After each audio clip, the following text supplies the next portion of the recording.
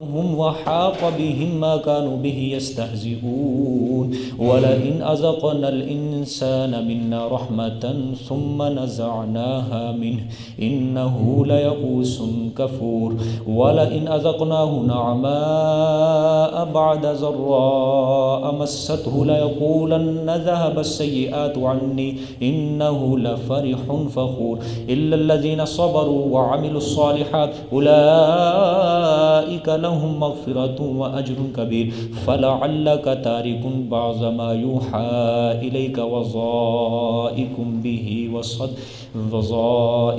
به صدرك أن يقولوا لولا أنزل عليه كنز أو جاء معه ملك إنما أنت نذير والله على كل شيء وكيل أم يقولون افتراه قل فأتوا بعشر سور مثله مفتريات وادعوا من استطعتم من دون الله إن كنتم صادقين فإن لم يستجيبوا لكم فاعلموا أنما أنزل بعلم الله وأن لا إله إلا هو فهل أنتم مسلمون من كان يريد الحياة الدنيا وزينتها نوفي إليهم أعمالهم فيها وهم فيها لا يبخسون أولئك الذين ليس لهم في الآخرة إلا النار وحبط ما صنعوا فيها وباطل ما كانوا يعملون.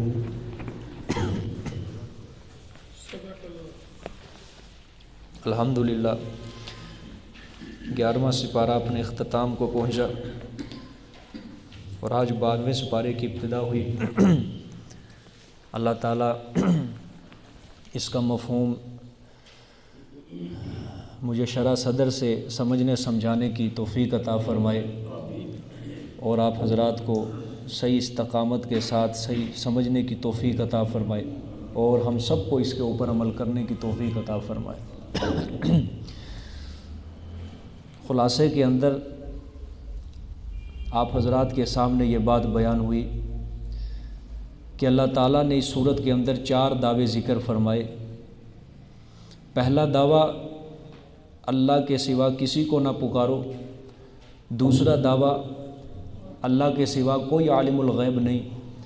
تیسرا دعویٰ ما یوحا یعنی جو آپ کی طرف وحی کیا گیا قرآن پاک اس کی تبلیغ کے اندر کوئی کمی کوتاہی نہیں آنی چاہیے. تیسرا دعویٰ. چوتھا دعویٰ کہ میرے پیغمبر یہ مسئلہ توحید تو بڑا روشن ہے، واضح ہے، لیکن یہ ضدی انادی لوگ، مشرک لوگ اپنا شرک چھوڑنے کے لیے تیار نہیں ہیں. پہلا دعویٰ سورت کو جب شروع کیا اللہ تعالیٰ نے وہاں ذکر فرمایا اللہ تعبدوا الا اللہ، کہ یہ کتاب جو میں نے مفصل اور محکم اتاری ہے، جو حکیم اور خبیر ذات کی طرف سے یہ کتاب نازل ہوئی ہے، یہ اس وجہ سے نازل ہوئی ہے تاکہ تم کو یہ مسئلہ سمجھایا جائے کہ اس کائنات کے اندر اللہ کے سوا کسی کی عبادت نہیں کرنی. دوسرا دعویٰ پھر سپارے کے آخر میں اللہ نے فرمایا یعلم ما یسرون وما یعلنون انہ علیم بذات الصدور، وہ تمہاری پوشیدہ کو اور ظاہر چیزوں کو جانتا ہے اور وہ سینوں کے رازوں کو بھی جانتا ہے. آج کے سبق میں وما من دابۃ فی الارض، یہاں سے اللہ تعالیٰ اپنا رازق ہونا بیان فرمائیں گے. ترجمہ دیکھیں پھر میں سمجھاتا ہوں. وما من دابۃ فی الارض الا علی اللہ رزقها، اور نہیں ہے کوئی جاندار زمین میں مگر اوپر اللہ کے ہے اس کا رزق. ٹھیک ہے. وَيَعْلَمُ مُسْتَقَرَّهَا وَمُسْتَوْدَعَهَا، اور جانتا ہے وہ اس کے ٹھہرنے کی جگہ کو، وَمُسْتَوْدَعَهَا، اور اس کی امانت رکھنے کی جگہ کو، اس کے ٹھہرنے کی جگہ کو اور اس کے امانت رکھنے کی جگہ کو. گویا اس کا تعلق بھی یعلم ما یسرون وما یعلنون دوسرے دعوے کے متعلق ہے. مضمون وہی ہے، سمجھے، مضمون وہی ہے، تعلق اس کا اسی دعوے کے ساتھ ہے. اللہ تعالیٰ نے فرمایا کہ زمین کے اوپر جتنے بھی جاندار ہیں، رزق کھانے والے ہیں، اس کا رزق کا اللہ تعالیٰ نے ذمہ لے لیا ہے.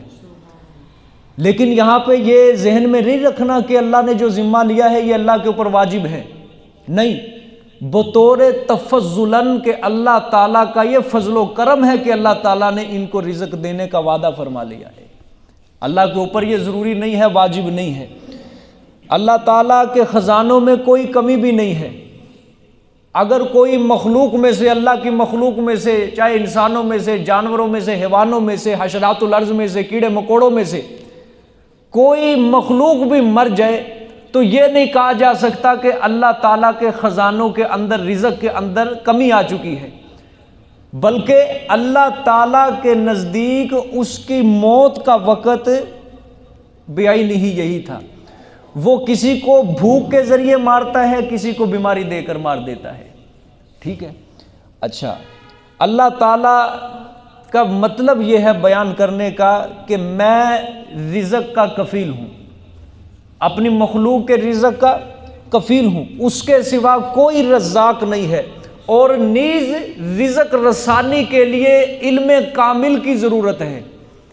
میں نے کہا نا اس کا تعلق جو ہے یعلم ما یسرون و ما یعلنون کے ساتھ ہے۔ ہر مخلوق کو رزق پہنچانے کے لیے کس کی ضرورت؟ علم کامل کی ضرورت ہے، یاد رکھنا۔ ہر مخلوق کے بارے میں پتہ ہونا چاہیے اس ذات کو کہ فلانی چیز کیا کر رہی ہے، فلانی مخلوق کدھر ہے، فلانی مخلوق کدھر ہے۔ اس لیے اللہ تعالیٰ نے آگے فرمایا وَيَعْلَمُ مُسْتَقَرَّهَا وَمُسْتَوْدَعَهَا، اور جانتا ہے وہ اس کے ٹھہرنے کی جگہ کو اور اس کے امانت رکھے جانے کی جگہ کو، کہ وہاں بھی رزق دیتا ہے۔ آگے فرمایا کُلٌّ فِی کتاب مبین، اور ہر چیز کتاب مبین کے اندر ہے۔ یہ بات غور سے سمجھیں، میں نے کہا نا رزق پہنچانے کے لیے علم کامل کی ضرورت ہے، اس لیے اللہ تعالیٰ ہر کسی کی جائے قرار کو جانتا ہے۔ اب یہ اس کی تفسیر سمجھنی ہے، مستقرہ و مستودعہ کیا مطلب ہے۔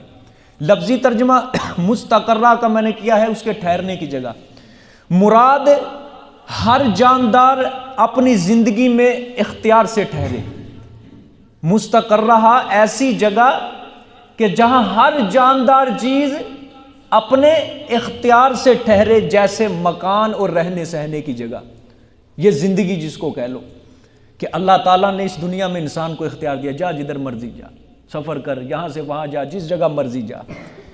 دوسری وَمُسْتَوْدَعَهَا، امانت رکھنے کی جگہ، مراد یہ ہے کہ جہاں ٹھہرنے کا اختیار نہ ہو انسان کے پاس۔ اس سے کیا مراد ہے؟ باپ کی پشت جہاں نطفہ محفوظ ہوتا ہے، ماں کا رحم، اور تیسری عالم برزخ، سمجھ آئی ہے، جائے دفن عالم برزخ، امانت رکھنے کی جگہ۔ اب کیا مطلب ہے اس آیت کا؟ یہی تفسیر جو ہے حضرت شاہ ولی اللہ رحمۃ اللہ علیہ نے بھی اس کی یہی فرمائی، اور صحابی رسول میرے پیغمبر کے چچا زاد بھائی حضرت عبداللہ ابن عباس نے بھی ان کی دونوں لفظوں کی یہی تفسیر فرمائی کہ مستقرہ ایسی جگہ جہاں انسان کو ٹھہرنے کا اختیار ہے کہ جدھر مرضی جائے، مثال کے طور پہ مکان، دنیا کے اندر رہنے سہنے کی جگہ، اور وہ مستودع سے مراد امانت رکھے جانے کی جگہ، مطلب یہ ہے کہ ماں کا رحم، باپ کی پشت اور جائے دفن، ٹھیک ہے، عالم برزخ جسے کہتے ہیں۔ مطلب یہ کہ اللہ تعالیٰ کی جتنی بھی مخلوق ہے، اللہ فرماتے ہیں میری مخلوق، چاہے انسان ہو، چاہے حشرات الارض ہو، چاہے رینگنے والے جانور ہو، اڑنے والے پرندے ہو، جہاں بھی جائیں گے، جدھر بھی جائیں گے، انسان ہے، اگر ایک شہر سے دوسرے شہر میں چلا جائے، دوسرے سے تیسرے میں، ایک ملک سے دوسرے ملک میں، پرندہ چاہے کہیں اور سے، مشرق سے لے کر مغرب تک چلا جائے، انسان چلا جائے، مجھے پتا ہے میری مخلوق کہاں ہے، مجھے پتا ہے اس کی جائے قرار، جائے پناہ کا، اس کے رہنے سہنے کی جگہ کا، میرے ذمے ہے اس کے رزق پہنچانا اس تک، میں جانتا ہوں۔ یہ نہیں ہو سکتا کہ کوئی انسان مثلا اس دائرے کے اندر میں نے دائرہ باندھ دیا بس اس کے لیے دنیا کے اندر، اور بس مجھے پتا ہے کہ اس دائرے میں یہ انسان رہتا ہے، یہ مخلوق رہتی ہے، میں نے اس کو یہاں رزق پہنچایا، نہ، بلکہ یہ انسان جدھر مرضی چلا جائے میرے ذمے ہے اس کے مخلوق، اس کو رزق پہنچانا۔ یہ اللہ تعالیٰ کے وسعت علم کے اوپر یہ چیز دلالت کرتی ہے، سمجھ آئیے کہ نہیں؟ اللہ تعالیٰ کے وسعت علم کے اوپر دلالت کرتی ہے، اور اللہ تعالیٰ فرماتے ہیں مجھے پتہ ہے سب کچھ، ہر مخلوق کی قرار گاہ کو، رہائش گاہ کو، ہر چیز کو جانتا ہوں کہ کس جگہ اس کی نشو و نما ہے اور کس جگہ اس کی موت آئے گی، میں سب کچھ جانتا ہوں، ٹھیک ہے۔ اور آگے فرمایا ہر چیز کتاب مبین کے اندر۔ کتاب مبین سے مراد یہ امام راضی رحمۃ اللہ علیہ فرماتے ہیں، اس طرح امام قرطبی جنہوں نے تفسیر قرطبی لکھی وہ فرماتے ہیں کہ کتاب مبین سے مراد علم الہی ہوتا ہے، اللہ تعالیٰ کے علم میں ہر چیز اللہ کے ذمے ہے۔ اب مجھے انصاف کے ساتھ بتانا، جس ذات نے رزق کا ذمہ اپنے لیے لے لیا ہے تو پھر کیا ضرورت ہے دنیا کے اندر پڑھ کے اس ذات کو بھول جانا، اس کے دین کو بھول جانا، اس کے دین سے روگردانی کرنا، اس کے احکامات سے روگردانی کرنا؟ کیا جب ہم اس کے احکامات کے اوپر عمل کریں گے، اس کے دین کو اپنائیں گے، کیا وہ ذات ہمیں بھوکا مار دے گی؟ کافر کو رزق نہیں دے رہا؟ اللہ نے یہاں پہ دابہ فرمایا ہے کہ ہر جاندار، زمین کے اندر جو بھی چیز جاندار ہے، زیرو چیز ہے، مخلوق ہے، میں نے اس کو رزق دینا ہی دینا ہے۔ تو پھر ہم نے صرف رزق کے پیچھے اس کے دین کو چھوڑ دیا، اس کے احکامات کے اوپر عمل کرنا چھوڑ دیا، سنت رسول اللہ صلی اللہ علیہ وسلم کے اوپر عمل کرنا چھوڑ دیا۔ جو ذات کافروں کو، کتوں کو، خنزیر کو رزق دے رہی ہے، کیا وہ ذات اللہ تعالیٰ اپنا نام لینے والے کو اللہ تعالیٰ بھوکا مار دے گا دنیا میں؟ کبھی نہیں۔ صرف ایمان کی کمزوری ہے، یقین کی کمزوری ہے ہماری۔ صرف ہم رحمان کے رستے کی پیروی چھوڑ کے شیطان کے رستے کی پیروی کر رہے ہیں بس، کیونکہ شیطان یہی مال و دولت کا جھانسا دے کے اللہ سے دور کرتا ہے، اور اس نے اسی چیز کے پیچھے، اللہ نے کہا کہ میرے ذمے ہے یہ سارا کام، تو پھر اس چیز کے اوپر ہمیں یقین نہیں ہے کہ رزق دینے والی ذات اللہ تعالیٰ کی ہے، یا اللہ کوئی پرواہ نہیں ہے، یا اللہ پاک رزق تیرے ذمے، ہم تیرے دین کا کام کریں گے، ہم تیرے دین کے احکامات کو، ایمان کے تقاضوں کو پورا کریں گے، جو تجھ سے وعدہ کر کے آئیں گے ہم اس وعدے کو اپنائیں گے، پورا کریں گے۔ تو پھر کیوں انسان غفلت کے اندر ہے، کیوں اللہ تعالیٰ سے اتنا دور ہو چکا ہے؟ صرف یقین کی کمزوری ہے، ایمان کی کمزوری۔ ٹھیک ہے، آگے دیکھیں، آگے دلیل دی اللہ نے، وَهُوَ الَّذِي خَلَقَ السَّمَاوَاتِ وَالْأَرْضَ فِي سِتَّةِ أَيَّامٍ وَكَانَ عَرْشُهُ عَلَى الْمَاءِ لِيَبْلُوَكُمْ أَيُّكُمْ أَحْسَنُ عَمَلًا۔ وہی وہ ذات پاک ہے جس نے پیدا کیا آسمانوں اور زمین کو 6 دنوں کی مقدار میں۔ ٹھیک ہے، آگے فرمایا اور تھا اس کا عرش پانی پر، لِيَبْلُوَكُمْ أَيُّكُمْ أَحْسَنُ عَمَلًا۔ زمین و آسمان کو اللہ نے کیوں پیدا کیا؟ تاکہ وہ تمہیں آزمائے کہ کون اچھے عمل کرتا ہے، تاکہ وہ تو امتحان کرے، تاکہ تمہاری آزمائش کرے کہ تم میں سے کون اچھے عمل کرتا ہے۔ یہ جو اللہ نے فرمایا نا کہ اس کا عرش پانی پر تھا، یہ فرمایا ہے کہ پہلے نیچے پانی تھا اور اوپر صرف عرش تھا۔ ٹھیک ہے، اوپر عرش، نیچے پانی، درمیان میں کوئی چیز نہیں، نہ زمین ہے نہ آسمان ہے، کوئی چیز نہیں تھی، صرف اللہ کا عرش اوپر تھا اور نیچے کیا تھا؟ پانی تھا۔ بعد میں اللہ تعالیٰ نے اس کی تخلیق کی، اللہ تعالیٰ نے زمین و آسمان کو کیا کر دیا؟ پیدا کر دیا۔ اللہ فرماتے ہیں تم اس کی کفالت رزق کا انکار کیسے کر سکتے ہو؟ یہ بھی اللہ نے فرمایا نا کہ میں نے ہر جاندار کے میں نے رزق دینا ہی دینا ہے، میرا وعدہ ہے۔ اللہ اس آیت میں فرمانا چاہتے ہیں، دلیل دے رہے ہیں اس کی کفالت رزق کا انکار کیسے کر سکتے ہو؟ کیونکہ وہی وہ ذات پاک ہے جس نے زمین و آسمان کو 6 دنوں کے اندر پیدا کیا ہے۔ آسمان سے پانی برساتا ہے، اس پانی کے ذریعے پھر زمین سے روزی اگاتا ہے، سورج کی تپش کے ذریعے پھر فصلوں کو پکاتا ہے، اور آسمان اور زمین کو پیدا کرنے کا مقصد یہ ہے کہ میں تمہارا امتحان لوں کہ کون اچھے عمل کرتا ہے، وگرنہ پہلے میرا عرش جو تھا وہ پانی کے اوپر تھا، وہ پانی جس کے اوپر انسانی زندگی کا دار و مدار ہوتا ہے۔ ٹھیک ہے، اب کیا ہے؟ اللہ فرما رہے ہیں یہ کون و مکان جو ہیں، یہ زمین و آسمان، یہ سامان میں نے اس لیے پیدا کیا ہے کہ میں دیکھوں کہ کون ان نعمتوں کے اندر مبتلا ہو کے اپنے منعم کو، اپنے محسن کو، اپنے رب کو پہچانتا ہے، اور کون ان نعمتوں کے اندر مبتلا ہو کے مست ہو کے اپنے منعم کو، اپنے محسن کو، اپنے رب کو بھول جاتا ہے۔ میں دیکھنا چاہتا ہوں۔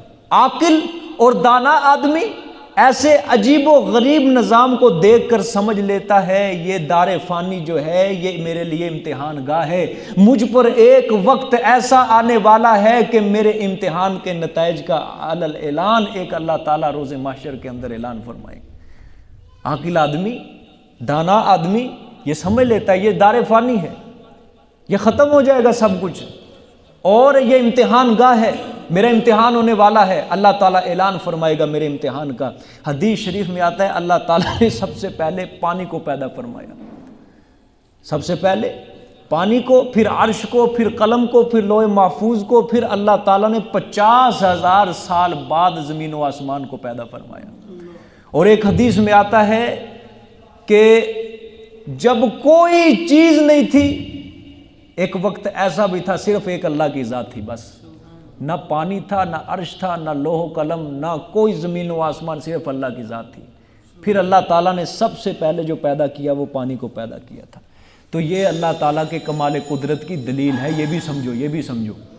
اللہ فرما رہے ہیں کہ پہلے صرف میری ذات تھی، ٹھیک ہے، میرا عرش کدھر تھا؟ پانی پر تھا، اور اس سے پہلے کیا تھی؟ میری ذات تھی بس، ٹھیک ہے، اور بعد میں نے پانی پیدا کیا، پھر عرش پیدا کیا، پھر زمین و آسمان کو پیدا فرمایا۔ ایک انسان سمجھ سکتا ہے شاید اللہ کے اوپر ذمہ داریاں بڑھ گئی ہیں، ٹھیک ہے، ہو سکتا ہے نا سوال، اللہ کے اوپر ذمہ۔ اللہ فرمانا چاہتے ہیں جس طرح میں پہلے غنی تھا، بے نیاز تھا، یہ کائنات کو بنانے کے بعد اب بھی میں غنی ہوں، میں بے نیاز ہوں، مجھے کسی چیز کی کوئی ضرورت نہیں ہے۔ لِيَبْلُوَكُمْ أَيُّكُمْ أَحْسَنُ عَمَلًا، میں نے تو زمین و آسمان کو اس لیے پیدا کیا میں تمہیں دیکھوں کون تم میں اچھے عمل کرتا ہے، کون برے عمل کرتا ہے، وگرنہ میری ذات غنی ہے۔ اللہ الصمد، اللہ کیا ہے؟ بے نیاز ہے، بے پرواہ، اللہ کو کسی چیز کی ضرورت نہیں ہے تمہاری باتوں کی۔ تم گناہ کرو اپنے اوپر وبال پھینکو گے اس کا، تم نیکی کرو اپنے ذات کے لیے، اپنے فائدے کے لیے نیکی کرو گے۔ آگے دیکھیں گے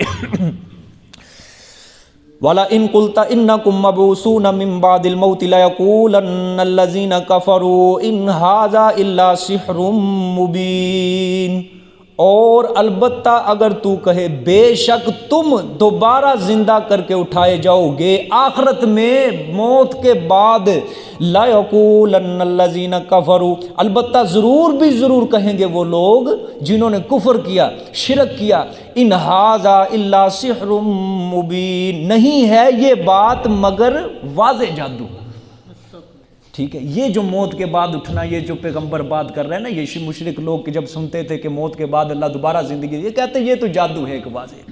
کیا مطلب؟ پہلے اللہ تعالیٰ نے دیکھو فرمایا کہ میں نے اس عالم کو تمہاری آزمائش کے لیے بنایا، تمہارے امتحان کے لیے بنایا کہ کون اچھے عمل کرتا ہے۔ اب اس آیت میں اللہ نے موت کے بعد دوبارہ زندہ ہونے کو اور ہر عمل کی جزا اور سزا کو اللہ نے یہاں پہ بیان فرمایا، ٹھیک ہے۔ فرمایا کہ میرے پیغمبر جب آپ ان کافروں سے کہتے ہیں کہ تمہیں مرنے کے بعد اللہ دوبارہ زندگی دے گا اور تمہیں اس کے سامنے سوال و جواب، اللہ تعالیٰ سوال کرے گا، تمہیں جواب دینا ہوگا، تو جو کافر ہیں یہ حشر و نشر کے منکر ہیں، یہ قیامت کے جو منکر ہیں، تو جواب میں کہیں گے یہ جو حشر و نشر کی بات ہے نا، یعنی موت کے بعد دوبارہ زندہ ہونا، یہ تو ایک جادو ہے۔ یہ جس طرح جادو ایک دھوکہ ہوتا ہے، یہ بھی ایک بات کیا ہے؟ یہ دھوکہ ہے۔ مطلب یہ کہ قرآن جو ہے یہ جادو کی باتیں کرتا ہے، اور انہیں باتوں میں سے ایک بات یہ بھی ہے، یہ جو موت کے بعد دوبارہ زندہ ہونا، یہ بھی ایک جادو کا معنی یہاں پہ اصل جادو مراد نہیں، بلکہ جادو کا معنی مفسرین فرماتے جس طرح جادو ایک جھوٹ ہوتا ہے، اسی طرح یہ بات بھی جھوٹ ہے کہ موت کے بعد ہمیں دوبارہ زندگی ملے گی، ہم نہیں اس کو مانتے، ٹھیک ہے۔ آگے دیکھیں، یہ اللہ تعالیٰ نے شکوہ فرمایا، آگے پھر شکوہ ہے وَلَئِنْ أَخَّرْنَا عَنْهُمُ الْعَذَابَ إِلَىٰ أُمَّةٍ مَّعْدُودَةٍ لَّيَقُولُنَّ مَا يَحْبِسُهُ، اللہ اکبر، اور البتہ اگر ہم مؤخر کر دیں ان سے عذاب کو، کافروں سے، إِلَىٰ أُمَّةٍ مَّعْدُودَةٍ، طرف ایک مدت گنی ہوئی کے، معدودۃ گنی ہوئی کے، لَيَقُولُنَّ مَا يَحْبِسُهُ، البتہ ضرور بھی ضرور کہتے ہیں وہ مشرک، کیسے کہتے ہیں؟ انکارن، ما یحبسہ، کون سی چیز روک رہی ہے اس عذاب کو؟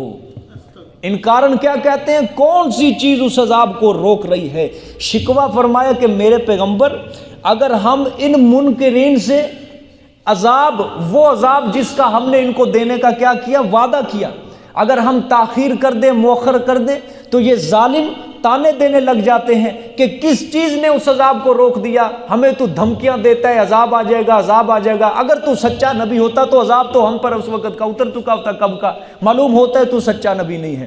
اللہ نے آگے جواب شکوہ دیا، الا یوم یاتیہم لیس مصروفا عنہم، اللہ اکبر، خبردار، الا کا مطلب خبردار، کان کھول کر سن لو، یوم یاتیہم، جس دن آئے گا وہ عذاب، ٹھیک ہے، یاتیہم، جس دن آئے گا وہ عذاب، لیس مصروفا عنہم، نہیں ہوگا ہٹایا ہوا ان سے، وہ کبھی بھی نہیں ہٹے گا عذاب ان سے۔ پھر آگے فرمائے وحاق بہم ما کانوا بہ یستہزئون، اور اتر پڑے گا ساتھ ان کے، اتر پڑے گا ساتھ ان کے جو تھے وہ ساتھ اس عذاب کے ٹھٹھا کرتے، مذاق کرتے، تمسخر کرتے، ٹھیک ہے، دو چیزیں اللہ نے بیان فرمائی۔ جواب شکوہ میں اللہ نے فرمایا کان کھول کر سن لو، جس دن میرا عذاب آ گیا نا پھر تم سے ہٹایا نہیں جائے گا کبھی بھی، اور جس عذاب کا تم آج مذاق اڑا رہے ہو نا یہ تمہارے اوپر الٹ پڑے گا، اتر پڑے گا، اور بس یہ ہماری حکمتیں ہیں جو عذاب سے ہم تاخیر کر دیتے ہیں، وگرنہ جب عذاب آ جائے گا نا اگلی پچھلی ساری کسر اللہ نکال دیں گے پھر پکڑ کے،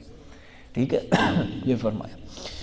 آگے دیکھیں، اللہ اکبر، یہ آیت ذرا غور سے سمجھنی ہے جی، یہ زجر ہے، وَلَئِنْ أَذَقْنَا الْإِنسَانَ مِنَّا رَحْمَةً ثُمَّ نَزَعْنَاهَا مِنْهُ إِنَّهُ لَيَئُوسٌ کفور، اور البتہ اگر ہم چکھاتے ہیں انسان کو اپنی طرف سے کوئی رحمت، رحمت سے مراد کوئی نعمت، کوئی انعام، ٹھیک ہے، ثُمَّ نَزَعْنَاهَا مِنْهُ، پھر ہم چھین لیتے ہیں اس نعمت کو، منہ، اس انسان سے، ٹھیک ہے، کیا دیتے ہیں؟ پہلے نعمت دیتے ہیں، پھر اس نعمت کو ہم ہی کیا کر لیتے ہیں؟ چھین لیتے ہیں، تو انسان پھر کیا ہو جاتا ہے؟ اِنَّهُ لَيَئُوسٌ، تو بے شک وہ انسان نا امید ہو جاتا ہے، ٹھیک ہے۔ آگے کفور کیا ہو جاتا ہے؟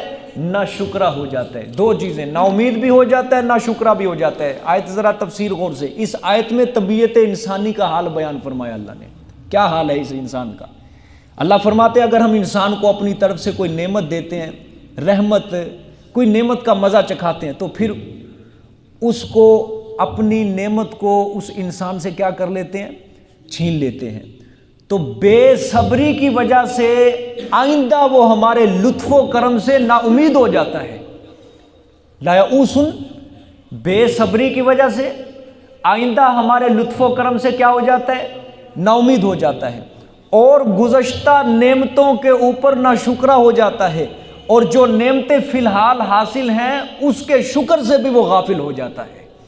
اللہ اکبر، ذرا غور کرنا، غور کرنا، جب نعمت چھینتے ہیں ہمارے لطف و کرم سے کیا ہو گیا؟ مایوس ہو گیا، نا امید ہو گیا، ٹھیک ہے، بیٹا چھین لیا، کاروبار کے اندر نقصان ہو گیا، ٹھیک ہے، بس یار نقصان ہو گیا، نقصان ہو گیا، ہاتھ پہ ہاتھ دھر کے بیٹھ گئے، ٹھیک ہے، یہ نہیں کہتے چلو یار اللہ نے بیٹا چھین لیا، کوئی نہیں، اللہ کا مال تھا اللہ لے گیا، اللہ تعالیٰ کے خزانوں کے اندر کوئی کمی نہیں ہے، اللہ اور بیٹا دے دے گا۔ مایوسی کی بجائے، نا امیدی کی بجائے امید رکھتا۔ کاروبار کے اندر نقصان ہو گیا، یہ کہنا کہ کاروبار کے اندر نقصان ہو گیا، نقصان ہو گیا، نقصان ہو گیا، اللہ کی لطف اور مہربانی سے نا امید ہو جانا، بلکہ یہ کہتا کہ یا اللہ کاروبار کے اندر نقصان ہو گیا، یا اللہ کوئی مسئلہ نہیں، یا اللہ تو نے اور نعمتیں تھوڑی دے کے رکھی ہیں ہمیں، یا اللہ جو تو نے اور نعمتیں دے کے رکھی ہم اس کے اوپر تیرا شکر ادا کرتے ہیں۔ بیماری آ گئی، بخار آ گیا، ہمیشہ اپنے سے اوپر والوں کو دیکھو، نیچے والوں کو دیکھو، نیچے والوں کو، کہ اللہ تعالیٰ نے چلو تجھے بخار کی بیماری چڑھائی، اور بندوں کو دیکھ جن کو کینسر کا مرض ہے، جن کے دل کا عارضہ ہے، جن کو ہیپاٹائٹس سی ہے، جن کو بڑی بڑی بیماریاں ہیں دنیا کے اندر بندوں کو لگی ہوئی، یہ نہیں کہتا کہ یا اللہ بیماری ہے، یا اللہ تیری طرف سے آئی ہے، میں اس کے اندر صبر کرتا ہوں یا اللہ پاک، اور بھی تو ہیں جن کے بڑی بڑی بیماریاں، یا اللہ یہ چھوٹی سی بیماری ہے تیری طرف سے آئی ہے، یا اللہ میں صبر کرتا ہوں، یا اللہ اس کے اندر میں شکر کرتا ہوں، تو نے مجھے بقیہ چیزیں تو دی ہیں، تو نے مجھے صحت دی ہے، چلنے کے لیے پاؤں دیے ہیں، پکڑنے کے لیے ہاتھ دی، تو نے بولنے کے لیے زبان دی، تو نے دیکھنے کے لیے آنکھیں دی، سننے کے لیے مجھے کان دیے، شکر کرتا اللہ کا۔ جو بقیہ نعمتیں ہوتی ہیں اس کے اوپر شکریہ ادا نہیں کرتا، غافل ہو جاتا ہے۔ جو نعمت چھین لیتے ہیں اللہ تعالیٰ اس کے اوپر کیا ہو جاتا ہے؟ انسان نا امید ہو جاتا ہے، نا شکرہ ہو جاتا ہے۔ پھر آگے دیکھیں جی، یہ بھی اسی کے متعلق ہے۔ وَلَئِنْ أَذَقْنَاهُ نَعْمَاءَ بَعْدَ ضَرَّاءَ مَسَّتْهُ لَيَقُولَنَّ ذَهَبَ السَّيِّئَاتُ عَنِّي، اور البتہ اگر ہم چکھاتے ہیں اس انسان کو نعمت، بعد ضراء مَسَّتْهُ، بعد تکلیف کے، مَسَّتْهُ جو اس کو پہنچی تھی، مس کا مطلب چھونا، جو اس کو پہنچی تھی، لَيَقُولَنَّ، البتہ ضرور بھی ضرور کہتے ہیں وہ، ذَهَبَ السَّيِّئَاتُ عَنِّي، ختم ہو گئی برائیاں، سیئات، یا دوسرا مطلب ختم ہو گئے دکھ درد، انی مجھ سے، ٹھیک ہے۔ انہ لفرح فخور، بے شک وہ خوشیاں کرتا ہے، ٹھیک ہے۔ آگے فخور، تکبر کرنے والا ہوتا ہے، دو معنی، دو لفظ اللہ نے بولے، غور کرنا، لفرح خوشیاں کرنے والا دل سے، فخور تکبر کرنے والا ہوتا ہے۔ اعضائے جوارے سے، سینہ اکڑ اکڑ کے، پاؤں کے اندر اکڑ پیدا کر کے زمین کے اوپر چل رہا ہوتا ہے کہ مجھے تو کبھی دکھ پہنچا ہی نہیں ہے، مجھے تو کوئی مصیبت پہنچی نہیں ہے، شکر کی بجائے کیا کرتا ہے؟ تکبر کرتا ہے۔ ٹھیک ہے، اللہ فرما رہے ہیں اگر ہم سختی کے بعد نعمت کا مزہ چکھائیں، سختی آ گئی نا انسان کے اوپر، سختی مصیبت ہے، پھر انسان کو اللہ فرما رہے ہیں ہم نعمت دیتے ہیں۔ ٹھیک ہے، جیسے تندرستی دے دی اللہ تعالیٰ نے، پہلے بیماری تھی، مصیبت تھی، پھر اللہ نے تندرستی دے دی، پہلے تنگ حالی تھی، تنگ دستی تھی، پھر اللہ تعالیٰ نے مال دے دیا، پیسہ دے دیا، خوشحالیاں دے دی، پہلے دکھ تھے اللہ نے سکھ دے دیے، پہلے بے اولاد تھا اللہ تعالیٰ نے اولاد دے دی۔ تو اللہ فرما رہے ہیں کہ یہ کہتا ہے کہ مجھے تو کوئی دکھ اور غم ہے ہی نہیں تھے، لا یقولن، ضرور بھی ضرور کہتا ہے مجھے تو کوئی دکھ اور غم تھے ہی نہیں تھے، اب آئندہ کی مجھے کوئی پرواہ نہیں ہے۔ ٹھیک ہے، تحقیق اللہ فرمائے یہ جو نادان انسان ہے بڑا اتراتا ہے، نعمت کو دیکھ کر بھول جاتا ہے ہمیں، ٹھیک ہے، اور بڑا شیخی خور ہے کہ نعمت کو دیکھ کر فخر کرنے لگتا ہے۔ یا خلاصہ اس کا یہ ہے کہ انسان نعمت کو دیکھ کر، کافر مشرک لوگ نعمت کو دیکھ کر کیا ہوتے ہیں؟ ناشکرے ہوتے ہیں، اور جب مصیبت آتی ہے تو بے صبری کا اظہار کرتے ہیں۔ یہ خلاصہ ذہن میں رکھنا ہی تھا، کا میں اس کا نچوڑ نکالوں گا آگے، کہ انسان نعمت کو دیکھ کر ناشکرا ہوتا ہے اور مصیبت کو دیکھ کر بے صبرا ہوتا ہے، حالانکہ ہونا کیا چاہیے تھا؟ نعمت کو دیکھ کر شکر کرتا اور مصیبت کو دیکھ کر مصیبت میں مبتلا ہو کے کیا کرتا؟ صبر کرتا۔ یہی مومن کی نشانی ہے، یہی مومن کی نشانی ہے۔ ٹھیک ہے، اچھا اب یہ سمجھنا، یہ جو تفسیر میں نے کی ہے نا ظاہراً، یہ تمام مفسرین نے عمومی تفسیر کی ہے، یہ ان دو آیتوں کی یہ عمومی تفسیر جو ہے یہ مفسرین نے کی ہے۔ اب ہمارے جو حضرت نے تفسیر کی ہے نا قرآن پاک کے رنگ میں، اب میں وہ آپ کے سامنے پیش کرنے، کیونکہ اصل مخاطب جو ہوتے ہیں نا، یہ مکی صورت ہے، اصل مخاطب کون ہے؟ کافر اور مشرک لوگ، مشرکین مکہ، اور ان آیتوں کو انہوں نے پرکھا بھی قرآن پاک سے سہارا لے کے۔ کیا مطلب؟ یہ آیت اللہ نے اصل میں مشرکین کا حال بیان کیا اس آیت کے اندر۔ کس طرح؟ جب عیش و آرام اللہ تعالیٰ فرماتے ہیں، جب عیش و آرام دیتے ہیں نا مشرکین کو، تو کہتے ہیں یہ سارا ہمارے معبودوں نے کیا ہے یہ کام۔ جب نعمت دیتے ہیں تو کہتے ہیں ساری نعمتیں ہمارے معبودوں نے دی ہیں، یہ بابا جی کا نظر کرم ہے، بزرگوں کا نظر کرم ہے ہمارے اوپر۔ اور جب مصیبت دیتے ہیں تو پھر کیا کرتے ہیں؟ کہتے ہیں کہ ہمارے معبود کچھ نہیں کر سکتے، اب اللہ ہی ہے جو کر دے۔ ٹھیک ہے، جب مصیبت دیتے ہیں تو کیا کہتے ہیں؟ معبودوں کو بھول جاتے ہیں، اب کہتے ہیں کہ اللہ ہی ہے جو کام کر دے۔ ٹھیک ہے، آگے پھر لیکن جب تکلیف کے بعد اسے دوبارہ راحت دیتے ہیں تو یہ ہماری کیا کرتے ہیں؟ ناشکری کرتے ہیں۔ تکلیف کے بعد ہم راحت دیتے ہیں تو ناشکری کرتے ہیں، اور پھر اسی نعمت کو کیا کہتے ہیں؟ یہ سارا جو کرم کیا ہے ہمارے معبودوں نے کیا ہے۔ ٹھیک ہے، بات سمجھ میں آ گئی ہے کہ نہیں؟ ہاں، اب دیکھنا، یہ میں نے کہا نا مشرکین کا حال بیان کیا ہے۔ سورت زمر کے اندر ہے آیت میں پڑھنے لگا ہوں، ذرا غور سے سمجھنا، ان آیتوں کو پرکھنا ہے۔ وَإِذَا مَسَّ الْإِنسَانَ ضُرٌّ دَعَا رَبَّهُ مُنِيبًا إِلَيْهِ، اور جب پہنچتی ہے انسان کو کوئی تکلیف تو پکارتا ہے اپنے رب کو، منیباً الیہ، طرف اسی کے رجوع کرتے ہوئے۔ بھول جاتے ہیں سارے مشرکین، بھول جاتے تھے سارے ہمارے معبود کون ہے، بس اللہ کو پکارتے تھے تکلیف کے اندر۔ آگے ثُمَّ إِذَا خَوَّلَهُ نِعْمَةً مِّنْهُ نَسِيَ، پھر جب دیتے ہیں ہم اس کو نعمت، اس انسان کو ناسیہ، تو پھر بھول جاتا ہے۔ ٹھیک ہے، تکلیف دیتے ہیں اللہ کو پکارتا ہے، گریہ ازاری کرتا ہے، جب نعمت دیتے ہیں تو کیا کرتا ہے؟ بھول جاتا ہے، ناسیہ۔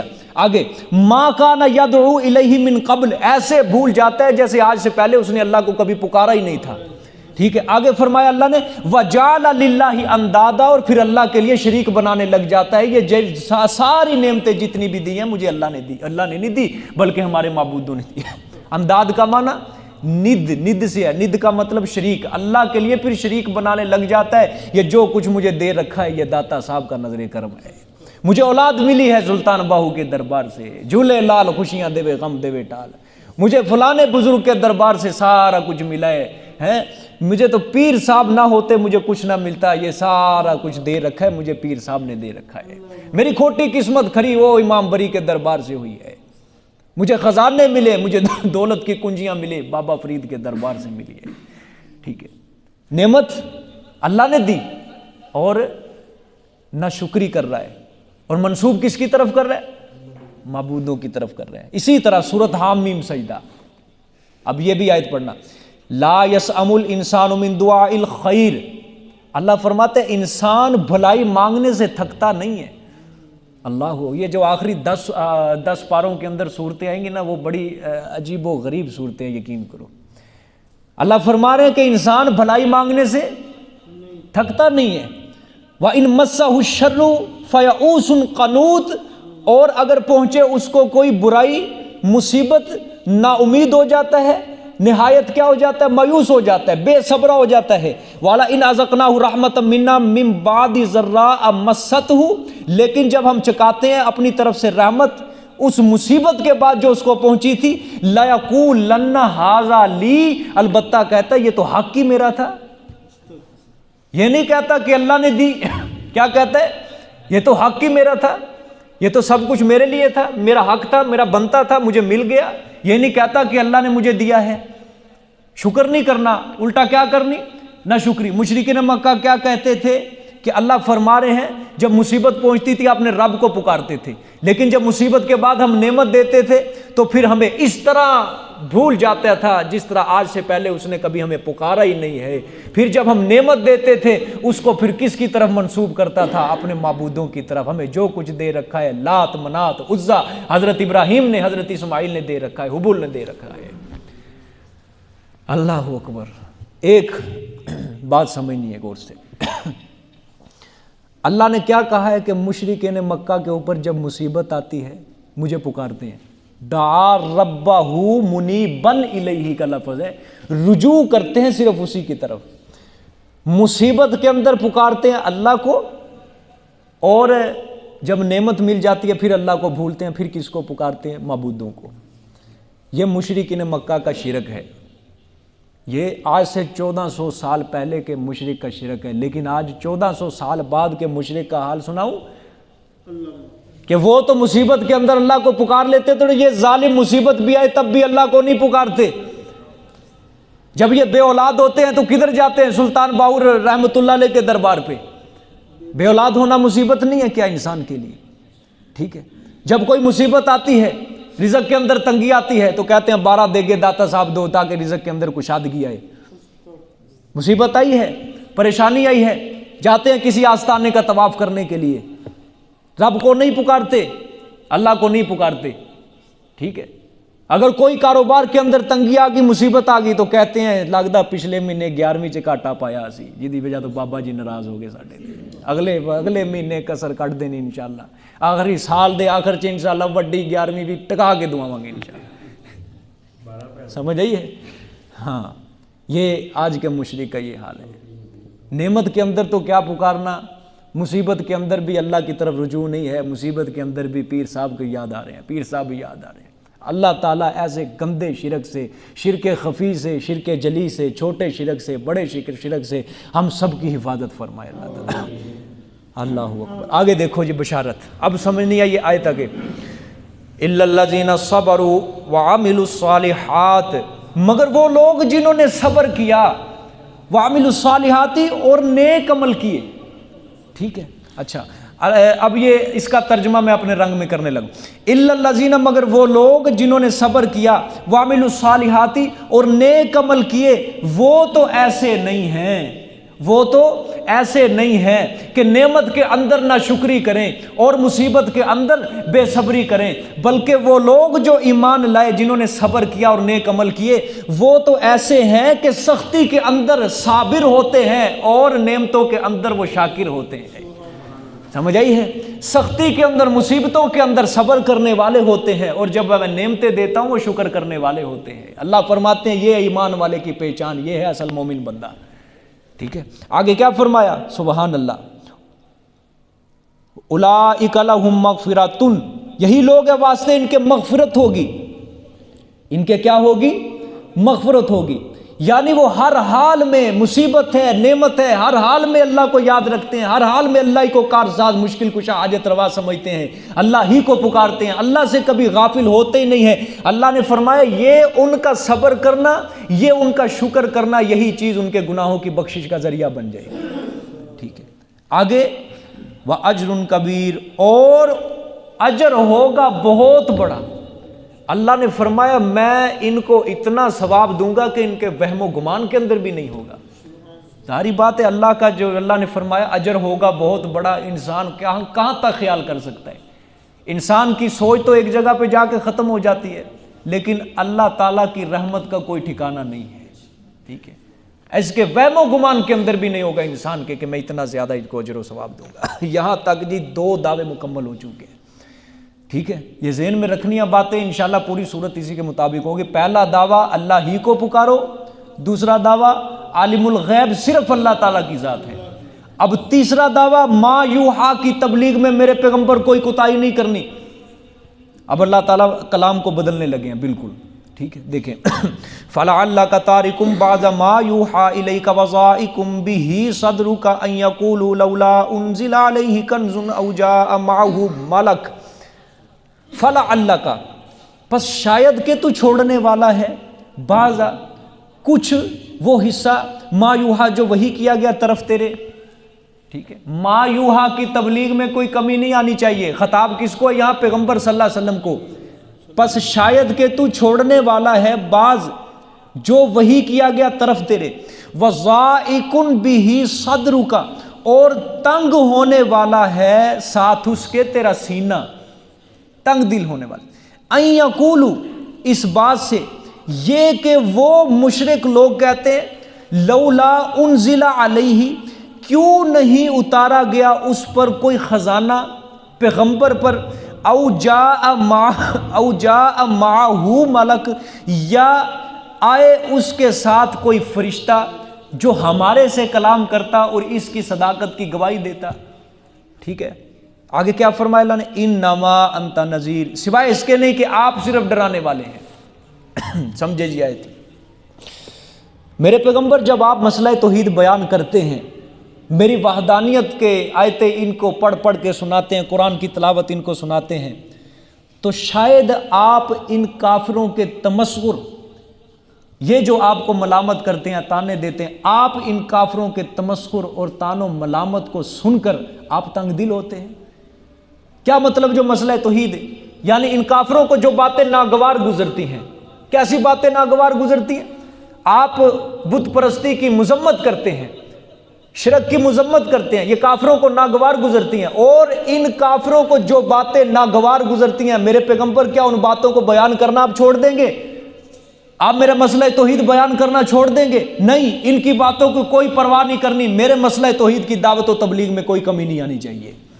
یہ آج کے مولوی کے لیے سبق ہے بہت بڑا، آج کے مولوی کے لیے، کہ اللہ پیغمبر کو خطاب کر رہا ہے کہ میرے مسئلے تو کوئی ناراض ہوتا ہے ہو جائے، کوئی میرے پیغمبر تیرا ماننے والا، تیرا رشتہ دار، کوئی تیرے شہر کا رہنے والا، تیرے محلے تیرے گلی کا رہنے والا ناراض ہوتا ہے ہو جائے، لیکن میرے مسئلہ توحید کے اندر کوئی کمی نہیں آنی چاہیے، اس کی تبلیغ بھرپور جاری رکھنی ہے۔ ٹھیک ہے، اور یہ کافر آپ سے ضد ہونے کی وجہ سے، انادی ہونے کی وجہ سے، ان کے تمسخر کی وجہ سے، ان کے مذاق کی وجہ سے آپ کا سینہ تنگ ہوتا ہے، آپ تنگ دل ہوتے ہیں، اور یہ کہتے ہیں اس سبب کہ یہ اگر پیغمبر سچا ہوتا تو اس کے اوپر اللہ خزانے اتار دیتا۔ کیوں نہیں اترے اس کے اوپر خزانے؟ یہ مشرکین مکہ کہتے تھے کہ اگر تو اللہ کا نبی ہوتا تیرے اوپر خزانے اترتے، ٹھیک ہے، لوگوں کے اندر تقسیم کرتا، لوگ امیر ہو جاتے۔ اگر تو اللہ کا نبی ہوتا تو تیرے ساتھ کوئی فرشتہ بھی آتا جو ہم سے کلام کرتا، تیری صداقت کی ہمیں گواہیاں دیتا کہ واقعتاً اللہ کا پیغمبر ہے، تو کوئی بھی نہیں ہے۔ ٹھیک ہے، اللہ نے فرمایا میرے پیغمبر ایسی باتوں سے کوئی تنگ دل نہیں ہونا، ان کی باتوں کی کوئی پرواہ نہیں کرنی، کوئی لحاظ نہیں کرنا، دعوت و تبلیغ کے اندر کوئی کوتاہی نہیں آنی چاہیے۔ ہاں انما انت نذیر، سوائے اس کے نہیں، آپ صرف ڈرانے والے ہیں بس، آپ معجزات کے مختار نہیں ہیں، آپ کے ہاتھ میں معجزہ نہیں رکھا میں نے، آپ معجزات کے کوئی مختار نہیں ہیں۔ ہاں آگے کیا؟ واللہ علی کل شیء وکیل، اور اللہ اوپر ہر چیز کے مختار ہے، آپ نہیں ہیں۔ اللہ ہر چیز پہ نگہبان ہے، آپ نہیں ہیں۔ ٹھیک ہے، کیا مطلب؟ اللہ فرمانا چاہتا ہے میرے پیغمبر آپ کا فریضہ صرف ڈرانا، خوشخبری دینا۔ اللہ ہر چیز پر نگہبان ہے، وہ بغیر خزانے کے، بغیر فرشتے کے اتارنے کے بھی آپ کے دین کو غلبہ دینے پر قادر ہے، ٹھیک ہے؟ وہی ہر کام بنانے والا ہے۔ آپ اپنا کام میرے سپرد کر دیں، اور جو شخص اپنا کام میرے سپرد کر دیتا ہے میں اللہ اس کا کام بنا دیتا ہوں۔ آپ میرے پر توکل رکھیے، میرے پر بھروسہ رکھیے، ان کافروں کی باتوں پہ آپ نے کوئی تنگ دل نہیں ہونا، میرا مسئلہ توحید کھول کھول کر بیان کریں، آپ اپنا ذمہ اپنا کام میرے سپرد کر دیں، میں آپ کے دین کو غلبہ دوں گا پوری دنیا کے اندر۔ لیکن میرے مسئلہ توحید بیان کرنے کے اندر کوئی کوتاہی نہیں آنی چاہیے، یہ ناراض ہوتے ہو جائیں۔ لیکن آج مولوی صاحب کہتے ہیں فلانا ناراض ہو جائے گا، فلانا ناراض ہو جائے، اتنا سخت مسئلہ نہیں کرنا چاہیے، ٹھیک ہے؟ کوئی ناراض نہ ہو جائے، مولوی صاحب ذرا ہاتھ ہولا رکھو، ہاتھ اپنا ذرا پیار پیار نہ لے کے چلو، ٹھیک ہے؟ مسیتے نمازی کٹن دے، صفا کٹن دیاں، ٹھیک ہے؟ یہ مولوی صاحب کو بتایا جاتا ہے، ٹھیک ہے؟ اور مولوی صاحب کہتے ہیں ٹھیک ہے جی، انشاءاللہ مسجد پر نہیں، مسجد پر دیں گے کوئی نہیں۔ اور مولوی صاحب کے بھی عمرے کے ٹکٹ لگ رہے ہیں، کبھی حج کا ویزا ٹکٹ لگ رہا ہے، کبھی کیا ٹکٹ، مولوی صاحب کو مکان بنا کے دیے جا رہے ہیں۔ یہ سارا کچھ حق پہ پردہ ڈال کے، اللہ کے مسئلہ توحید کے اوپر پردے ڈال کے یہ جو مولوی کو مل رہا ہے، یہ رزق تو اللہ کی طرف سے ہے، لیکن یہ ساری کمائی اس کی حرام کی ہے، یاد رکھنا۔ پیغمبر کا فریضہ کیا ہوتا ہے؟ مسئلہ توحید کو چھپانا یا ظاہر کرنا؟ اور علماء انبیاء کے کیا ہیں؟ وارث ہیں۔ مال کے وارث ہیں یا علم کے وارث ہیں؟ علم کے وارث ہیں، مال کے وارث نہیں ہیں علماء۔ یہ علماء کا فریضہ ہے کہ پیغمبر کے رستے پہ اگر چلنا ہے تو پیغمبروں والی دعوت کو اسی طرح عام کرنا ہے جس طرح پیغمبر نے اس دعوت کو عام کر کے دکھایا۔ وگرنہ مولوی پھر اپنے مولوی والے دعوے میں سچا نہیں ہے، وہ مولوی نہیں ہے، مولوی کی شکل میں شیطان ہے۔ وہ جو اللہ کے مسئلہ توحید کو چھپاتا ہے، یاد رکھنا وہ مولوی نہیں ہے، مولوی کہلانے کا کوئی حقدار نہیں ہے۔ سمجھ آئیے کہ نہیں؟ ہاں مالوی ہے، ٹھیک ہے؟ ہاں اگر کوئی کاریگر ہو، کسی فن کا ماہر ہو، ٹھیک ہے، 10 سال اس نے ایک کام سیکھا، 10 سال کے بعد 2 سال گزر گئے، 3 سال گزر گئے، وہ کام بڑا اچھا کر رہا ہے، بڑا اچھا، پھر 6 سال اس نے کام چھوڑ دیا، بھول گیا وہ اپنا کام، جس فن کا ماہر تھا وہ بھول گیا۔ بتاؤ اس 6 سال کے بعد جو وہ اپنا کام بھول گیا، کوئی اس کو ماہر فن کہہ سکتا ہے؟ کوئی نہیں کہہ سکتا۔ مولوی جب تک اپنا کام پورا نہیں کرے گا مولوی نہیں کہلا سکتا۔ حافظ قرآن ہے، حفظ کر لیا اس نے، ٹھیک ہے، حفظ کرنے کے بعد بھول گیا، کوئی اس کو حافظ کہہ سکتا ہے؟ ہاں ہمارے معاشرے کے اندر یہ رواج ہے، بس جو بھی ہے اس نے چاہے 1 سپارہ کیوں نہیں حفظ کر، اس کو حافظ کہہ دینا ہے، جو مرضی۔ کوئی مدرسے کے اندر 1 دن کے لیے چلا گیا، اس کو مولوی کہہ دینا ہے، بس چاہے وہ مولوی ہے یا نہیں ہے، مولوی کہہ دینا ہے۔ مولوی کہلانے کا اصل حقدار یاد رکھنا وہ ہے جو اللہ کے مسئلہ توحید کو چھپاتا نہیں، عیاں بیاں ظاہر کرتا، بلا خوف بلا جھجک، بغیر کسی ڈر کے، بغیر کسی خوف کے وہ بیان کرتے ہیں، وہ اصل عالم ہے۔ سمجھے ہے؟ وگرنہ جو مولوی بتا رہا ہے کہ یہ عمل کر لو، 50 نیکیاں، یہ عمل کر لو، 100 نیکیاں، یہ نماز پڑھ لو، نفل کرو، راتوں کا قیام کر لو، اتنے، یہ تو آپ بھی کر دیں، میں آپ کو گھنٹے کی تقریر لکھ کے دیتا ہوں یہ ساری۔ سمجھ آئی ہے؟ یہ کام بڑا مشکل ہے۔ یہ پیغمبروں کا اصل مشن یہی ہے، دعوت و تبلیغ، اللہ کی توحید کو ظاہر کرنا، کھول کھول کے بیان کرنا۔ ابھی سورۃ ہود کے شروع میں کیا فرمایا؟ ثم فصلت، میں نے یہ کتاب کے اندر جو مسئلے بیان کیے کھول کھول کے بیان کیے، ٹھیک ہے؟ آپ صلی اللہ علیہ وسلم کو خطاب یہی اس آیت کے اندر کیا جا رہا ہے، میرے پیغمبر آپ نے تنگ دل نہیں ہونا، پریشان نہیں ہونا، ناراض ہوتے ہیں ہو جائیں، میرے مسئلہ توحید کے اندر کوئی کوتاہی نہیں آنی چاہیے۔ ہاں اپنا کام آپ میرے سپرد کر دے، جو شخص میرے سپرد کر دیتا ہے اپنا کام، میں اس کا کام بنا کے رکھ دیتا ہوں۔ جب اللہ نے اپنے دین کو، اپنے نبی صلی اللہ علیہ وسلم کو جب شریعت دی، قرآن دیا، اپنے نبی کے دین کو غالب کر دیا، تو مولوی صاحب کا ایمان کیوں نہیں ہے؟ ٹھیک ہے، مولوی صاحب کا یقین کیوں نہیں ہے کہ جب میں بھی پیغمبروں کے عین اسی رستے کے اوپر چلوں گا، محمد صلی اللہ علیہ وسلم کے، تو اللہ کیا مجھے غلبہ نہیں دے گا؟ ہاں دین کا جب وہ بیان کرے گا، شروع میں چوٹ تو آئے گی، خون تو بہے گا، پتھر تو لگیں گے، کانٹے تو لوگ بچھائیں گے، لیکن کچھ سالوں کے بعد انشاءاللہ اسی مولوی کے رستے کے اندر پھول بچھائے جائیں گے۔ کس کی برکت سے؟ اللہ کی توحید کی برکت سے، کہ اس نے حق کو چھپایا نہیں۔ اور سب سے بڑی بات آخرت کے اندر اپنے رب کے سامنے سرخرو ہو جائے گا۔ سمجھ آئیے کہ نہیں بات؟ اور قرآن پاک کا اصل مقصد ہے بھی یہی، قرآن سمجھانا یہ چاہتا ہے کہ حکم صرف اللہ کا، قرآن سمجھانا یہ چاہتا ہے بات صرف اللہ کی۔ قرآن سمجھانا یہ چاہتا ہے عبادت صرف اللہ کی، کسی کی بھی نہیں، صحیح سمجھانا چاہتا ہے، سمجھائیے کہ نہیں؟ آگے دیکھیں جی، ام یقولون افترا قل فأتوا بعشر سور مثلہ مفتریات وادعوا من استطعتم من دون اللہ ان کنتم صادقین۔ یہ شکوہ ہے، کیا وہ کہتے ہیں مشرکین کہ گھڑ لیا اس نے قرآن کو اپنی طرف سے، ٹھیک ہے۔ آگے قل جواب شکوہ، فرما دو میرے پیغمبر، فأتوا لے آؤ تم بھی، بعشر ساتھ 10 صورتیں مثلہ اس کی مثل، 10 صورتیں اس قرآن کی مثل لے آؤ، مفتریات جو تمہاری اپنی بنائی ہوئی ہوں، اچھا، وادعوا من استطعتم اور خود نہیں، اور پکارو تم، بلا لو تم جو تم قدرت رکھتے ہو، طاقت رکھتے ہو، من دون اللہ، اللہ کے علاوہ جن ہستیوں کو تم پکارتے ہو ان کو بھی بلا لو، اپنے معبودوں کو، ان کنتم صادقین اگر تم اپنے دعوے میں سچے ہو۔ کس دعوے میں؟ کہ یہ قرآن جو ہے اللہ کا کلام نہیں ہے، محمد کا اپنا گھڑا ہوا کلام ہے، استغفر اللہ۔ مشرکین کہتے تھے نا کہ یہ قرآن جو ہے یہ محمد جو ہے یہ اپنی طرف سے بنا کے لے کے آتا ہے اور اللہ کی طرف کیا کر دیتا ہے؟ منسوب کر دیتا ہے، صلی اللہ علیہ وسلم۔ اللہ نے آگے جواب دیا، میرے پیغمبر آپ ان کو جواب دیں کہ اگر تم بھی ایسا قرآن بنا سکتے ہو نا تو زیادہ نہیں، پورا نہیں، بلکہ اس قرآن کی 10 صورتیں اس کی مثل بنا کے لے آؤ، بس 10 صورتیں، ٹھیک ہے۔ اور صرف تم خود نہیں، ہاں تم اہل لسان ہو، تمہاری فصاحت و بلاغت کا لوہا دنیا مانتی ہے، ٹھیک ہے، لے کے آؤ، بڑے بڑے حافظ ہیں تمہارے، بڑے بڑے عربی کے اشعار تمہیں یاد ہیں، لے کے آؤ 10 صورتیں اس قرآن کی مثل۔ اور صرف تم نہیں، جن ہستیوں کو تم پکارتے ہو ان کو بھی بلا لو، وَادْعُوا شُهَدَاءَكُمْ سورۃ بقرہ میں اللہ نے فرمایا، اپنے حاضر و ناظروں کو بلا لو، تم اس قرآن کی مثل وہ پیش کرو، ان سے بھی مدد طلب کرو۔ آج تمہارے اوپر مشکل وقت ہے، تم کہتے ہو کہ مشکل وقت میں ہماری مشکل کشائی کرتے، حاجت روائی کرتے، آج تمہیں سخت مدد کی ضرورت ہے، آج تمہارے اوپر مشکل آئی ہوئی ہے، بلاؤ اپنے حاضر و ناظروں کو، بلاؤ اپنے خود ساختہ معبودوں کو، ان کو کہو کہ ہمیں اس قرآن کی طرح 10 صورتیں اس کی مثل بنا کے دکھاؤ، ٹھیک ہے۔ اچھا یہاں پہ ایک بات سمجھو، یہاں پہ 10 کا اللہ تعالیٰ نے یہ مطالبہ کیا ہے، چیلنج دیا، حالانکہ باقی قرآن کی صورتوں میں کتنے کا ہے؟ 1 صورت بنا کے لیا۔ پہلے چیلنج کیا گیا تھا 10 کا، مفسرین فرماتے ہیں پہلے چیلنج کتنوں کا؟ 10 کا چیلنج کیا گیا، لیکن جب وہ 10 کے اندر ناکام ہو گئے، اللہ نے فرمایا چلو 10 نہیں بنا سکتے، 1 ہی لے آؤ، چلو بس 1 ہی لے آؤ بنا کے۔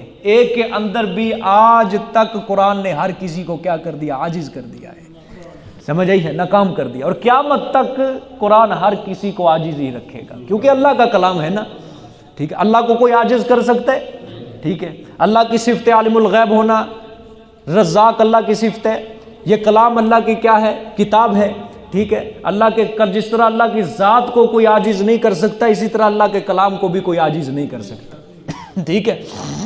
اللہ اکبر، آگے دیکھو، فَإِن لَّمْ يَسْتَجِيبُوا لَكُمْ، پس اگر نہ کہا پورا کریں وہ واسطے تمہارے، فَاعْلَمُوا، پس جان لو، انما سوائے اس کے نہیں، انزل بعلم اللہ، اتارا گیا ہے ساتھ علم اللہ کے، وَأَلَّا إِلَٰهَ إِلَّا هُوَ، اور یہ کہ نہیں کوئی معبود مگر وہی۔ بعض لوگ اس کی تفسیر اسی طرح کر کے نکل جاتے ہیں، نہیں سمجھاتے، بس ٹھیک ہے، بس ترجمہ کیا اور فَهَلْ أَنْتُمْ مُسْلِمُونَ تک چلو بھی، مَنْ كَانَ يُرِيدُ الْحَيَاةَ الدُّنْيَا، زجر تخویف، ٹھیک ہے۔ بعض لوگ قرآن پاک کے اندر پتہ کس چیز کے اوپر زور دیتے ہیں؟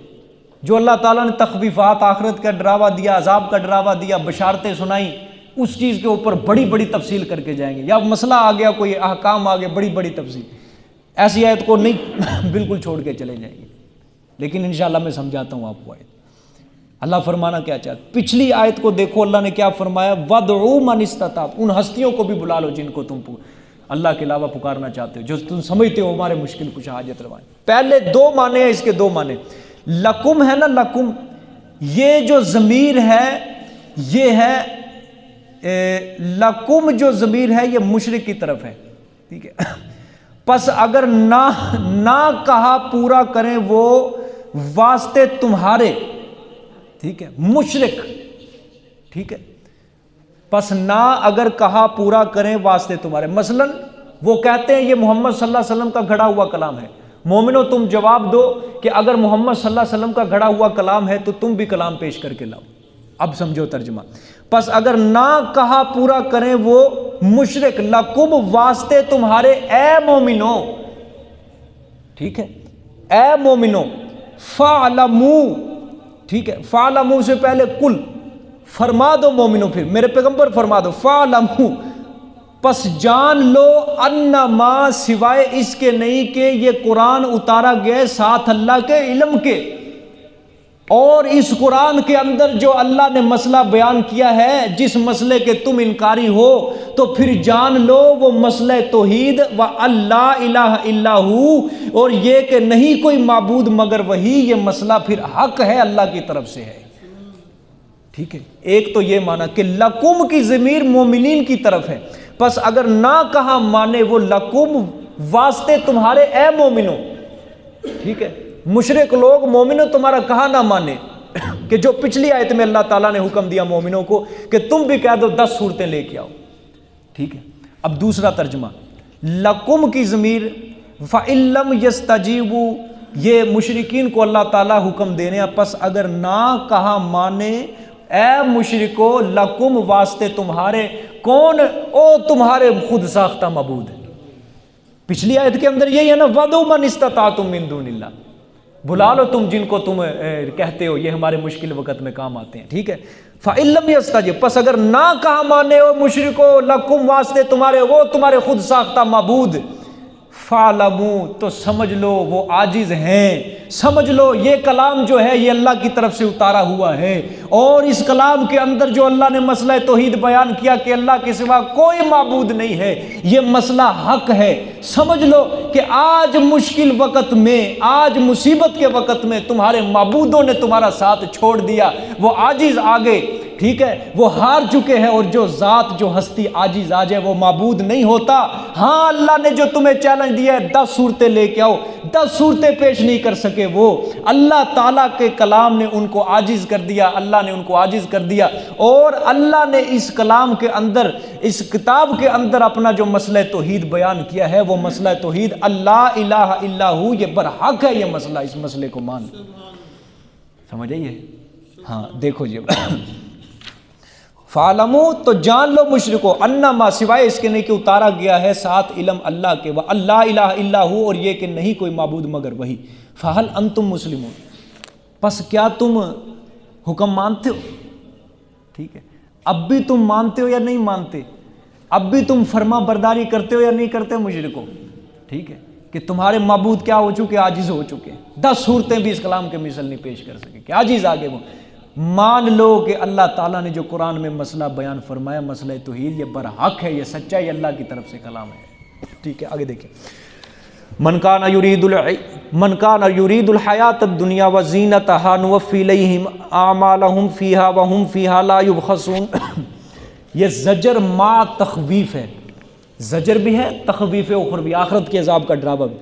وہ انسان جو ارادہ کرتے دنیا کی زندگی کا اپنے اعمال خیر سے، وزینتہا، اور اس کی زینت کا، اس کے سنگار کا، اس کی رونق کا، نوفی الیہم، رونق کا مطلب اس کی زینت کا، اس کی رونق کا، یعنی وہ انسان شہرت چاہتا ہے، سرداری چاہتا ہے، ٹھیک ہے، اچھا، نوفی الیہم، پورا پورا دے دیتے ہیں ہم طرف اس کے جزا، اعمالہم، اس کے اعمال کی جزا، فیہا، کس میں؟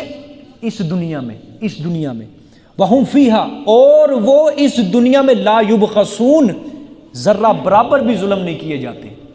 اب غور سے سمجھو زجر کیا کیا اللہ تعالیٰ نے۔ اللہ نے فرمایا جو پست ہمت لوگ اپنے اعمال خیر کا صلہ محض دنیا کی زندگی میں چاہتے ہیں، نیک عمل کر لیتے ہیں، اور وہ کہتے ہیں ہم نے جو نیکی کی ہے ہم چاہتے ہیں ہمیں اور ملے، ٹھیک ہے، چونک کے اندر ٹرک کھڑا کر دیا اور دکھلاوا کیا، یہ دیکھو جی ہم غریبوں کے اندر تقسیم کر رہے ہیں، تصویریں کھنچوائی، فیس بک کے اوپر لگائی جا رہی، واٹس ایپ کے اوپر سٹیٹس لگائی جا رہی، کوئی اچھا کام کیا دکھلاوے کے لیے کیا۔ اصل میں یہ ہے تو مشرکین کے متعلق، لیکن چونکہ آیت کا حکم عام ہے، مفسرین فرماتے قیامت تک ہر کوئی داخل ہے، ریاکار اس میں، دکھلاوا کرنے والا، مشرک، کافر، یہودی، نصرانی، ہر کوئی اس کے اندر داخل ہے۔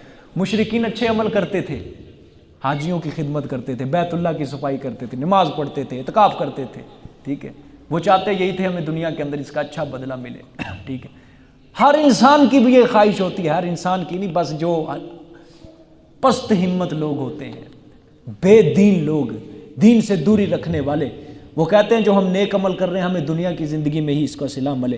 اللہ فرماتے ہیں آخرت کے اوپر تو نظر نہیں نہ رکھی اس نے، اللہ کے لیے تو کام نہیں نہ کیا اس نے، دنیا کے اوپر نظر رکھی، صرف دنیا کی شہرت کمانا چاہتے ہیں، نیک نامی کمانا چاہتے ہیں کہ لوگ میرے آگے واہ واہ کریں، واہ واہ کریں، ٹھیک ہے۔ اللہ فرماتے تو ٹھیک ہے، نوفی الیہم، ہم اس کے اعمال کا پورا پورا بدلہ اس کو دنیا میں دے دیتے ہیں۔ پھر اللہ کہتے ہیں مال دے دیتا ہوں، دنیا کی زندگی، عزت، وجاہت، پیسہ، اولاد کی کثرت میں دے دیتا ہوں ایسے لوگوں کے لیے، لیکن یہ دنیا میں دے دیتے ہیں، لا یبخسون، ذرہ برابر بھی ظلم نہیں کیے جائیں گے، لیکن پھر اولئک الذین لیس لہم فی الآخرۃ الا النار، یہی وہ لوگ ہوں گے نہیں ہوگا واسطے ان کے آخرت میں مگر آگ ہوگی۔ بس آخرت میں تو نظر نہیں نہ رکھی اس انسان نے، ٹھیک ہے، نیکی کی اور وہ بھی دکھلاوے کے لیے، ٹھیک ہے، نماز پڑھتے ہیں، ویڈیو بنا کے چڑھا دی فیس بک کے اوپر، دیکھو جی بہت اچھی نماز پڑھ رہے ہیں۔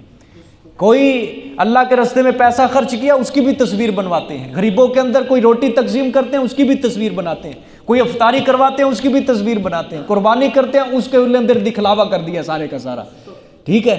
اللہ فرماتے ٹھیک ہے آخرت کے اوپر نظر نہیں ہے، لوگوں کے اندر واہ واہ چاہتے ہو کہ ہمارے پاس پیسہ ہے، بینک ہے، بینک بیلنس ہے، بنگلے ہیں، گاڑیاں، بہت کچھ ہے ہمارے پاس۔ اللہ فرماتے لو جتنا لینا ہے، لو جتنا لینا ہے، آخرت کے اوپر نظر نہیں ہے نا، ہاں آخرت کے اندر صرف تمہارے لیے آگ ہی رکھی ہے، بس وہاں پہ کوئی بدلہ اچھا نہیں ملے گا تمہیں، ٹھیک ہے۔ اچھا آگے کیا فرمایا اللہ، وَحَبِطَ مَا صَنَعُوا فِيهَا، توجہ یہ ترجمہ کو، اور ناکارہ ثابت ہوں گے، حابط ناکارہ ثابت ہوں گے، برباد ہو جائیں گے، ما صنعوا، وہ جو کام کرتے رہے، کس میں، فیہا، اس دنیا میں، ٹھیک ہے۔ کہاں ناکارہ ثابت ہوں گے؟ آخرت کے اندر ناکارہ ثابت ہو جائیں گے، ٹھیک ہے۔ آگے کیا فرمایا، وَبَاطِلٌ مَا كَانُوا يَعْمَلُونَ، اور باطل ہیں جو وہ عمل کرتے ہیں۔ کیا مطلب، غور سے سمجھیں۔ اللہ فرماتے ہیں کافروں نے دنیا کے اندر نیک کام کیے، ظاہری صورت نیکی کی جو اختیار کی، اچھے عمل کر لیے انہوں نے، ٹھیک ہے۔ اللہ فرماتے ہیں جو دنیا کے اندر انہوں نے وہ کام کیے ہیں نا جن کی صورت ظاہراً نیکی کی تھی، لیکن آخرت کے اندر وہ سب کے سب برباد ہو جائیں گے، وہ سارے عمل، کوئی ثواب نہیں ملے گا آخرت کے اندر۔ دنیا کے اندر ہم دے دیتے ہیں اس کو پورا پورا بدلہ، جو بھی کرتا ہے، ٹھیک ہے، جو بھی کرتا ہے دنیا کے اندر ہم پورا پورا اس کو بدلہ دیتے ہیں، آخرت میں اندر ان کچھ کام نہیں دیتے، ٹھیک ہے۔ اچھا باقی حقیقت کے اعتبار سے اللہ نے فرمایا وَبَاطِلُ مَا كَانُوا يَعْمَلُونَ، اب بھی وہ جو عمل کر رہے ہیں وہ باطل ہی ہے۔ کس طرح باطل ہے؟ اللہ فرما رہے ہیں شرک کر رہے ہیں، کفر کر رہے ہیں، پڑھتے جائیں نماز، کرتے جائیں، ادا کرتے جائیں زکوٰۃ، رکھتے جائیں روزے، کرتے جائیں جتنے نیک عمل کرتے ہیں، رفاع عامہ میں جتنا پیسہ لگاتے ہیں لگاتے جائیں، لیکن کفر و شرک کی وجہ سے، عدم ایمان کی وجہ سے ان کے سارے عمل اب بھی برباد ہیں، کوئی فائدہ نہیں ہے ان کے عمل کرنے کا، ٹھیک ہے۔ یہاں پہ ایک چھوٹا سا قصہ مجھے یاد ہے، وہ سنا کے بس ختم کرتا ہوں۔ ایک روایت ہے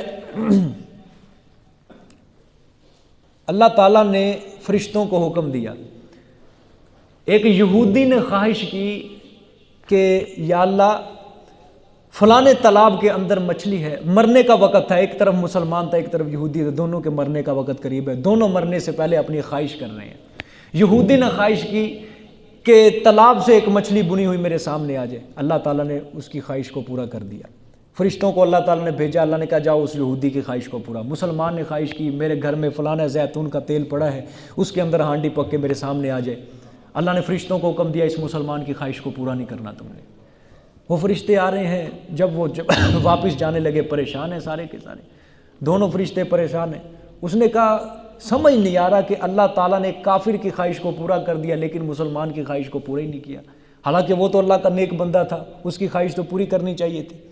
وہ گئے اللہ تعالیٰ کے پاس، اچھا جب اللہ کے پاس گئے اللہ سے سوال کیا فرشتوں نے، یا اللہ ہمیں تیری یہ حکمت سمجھ میں نہیں آئی۔ اللہ نے فرمایا وہ یہودی جو تھا نا وہ کافر تھا، اس نے دنیا کے اندر بڑے اچھے عمل کیے، بڑے اچھے عمل کیے، اس نے جو خواہش کی نا مرنے سے پہلے کہ میرے فلانا میری خواہش پوری ہو جائے، میں چاہتا تھا اس کے نیک عملوں کا بدلہ اس کو دنیا میں مل جائے، میرے پاس یہ ظالم جب میرے سامنے آئے تو گناہوں کی حالت میں ہو، ایک بھی نیکی نہ لے کے آئیے، اور جو مسلمان تھا اس نے بیچارے نے دنیا کے اندر کچھ گناہ کیے، اور جو اس کی خواہش کو رد کیا گیا، اس خواہش کے رد کی وجہ سے اس کے گناہوں کو کیا کر دیا گیا؟ معاف کر دیا گیا۔ یہ میرا مومن بندہ تھا، میں چاہتا تھا جب یہ میرے پاس آئے اس کے پاس نیکیاں ہی نیکیاں ہوں، کوئی گناہ اس کے پاس ہی نہ ہو۔ اللہ تعالیٰ کی تو یہی ارادہ ہے کہ جب میرا بندہ میرے پاس آئے تو نیکیوں کی حالت میں آئے۔ ظاہری اعتبار سے بھئی جو انسان ہے، یہ کافر لوگ جو کرتے ہیں، اللہ فرما رہے ہیں ان کا ایمان نہیں ہے، کفر کرتے ہیں، شرک کرتے ہیں، نیک عمل کرتے ہیں، اب بھی ان کے عمل برباد ہی ہیں۔ ہاں جو نیک عمل کرتے ہیں دنیا کے اندر دے دیتے ہیں بدلہ، کیونکہ ان کا آخرت کے اوپر نظر نہیں ہے۔ ٹھیک ہے، اللہ جزائے خیر عطا فرمائے۔ جزاک اللہ۔